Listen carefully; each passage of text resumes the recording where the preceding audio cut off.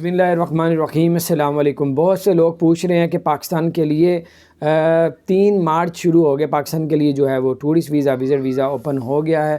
وہ یہ ہے کہ tourist visa visit visa open ہے، لیکن سنگل ویزا اوپن نہیں ہے۔ جیسے بندہ سنگل اپلائی کرتا ہے وہ معطل ہے، 13 ملکوں کے ساتھ ساتھ پاکستان کا بھی معطل، لیکن آپ نے پھر بھی ویزا لینا ہے تو اگر آپ کی 40 سال سے عمر زیادہ ہے تو آپ اپلائی کر سکتے ہیں۔ تقریباً 70 سے 80% چانس ہے کہ آپ کا ویزا لگ جائے گا، 20% چانس ہے کہ شاید ویزا ریجیکٹ کر دیا جائے۔ ہاں، اگر آپ کی 40 سال سے عمر کم ہے تو آپ 70 سے 80% چانس ہے کہ آپ کا ویزا ریجیکٹ کر دیا جائے گا۔ تو بہرحال آپ لوگ ابھی تھوڑا سا مزید جو ہے وہ بند کرنے کا جو بنا تھا سبب وہ اسرائیل بنا تھا، اس کے بعد ابھی جو کرونا ہے اس کا کیا کہا جا رہا ہے، کرونا کی وجہ سے ابھی تک اوپن نہیں ہو رہا۔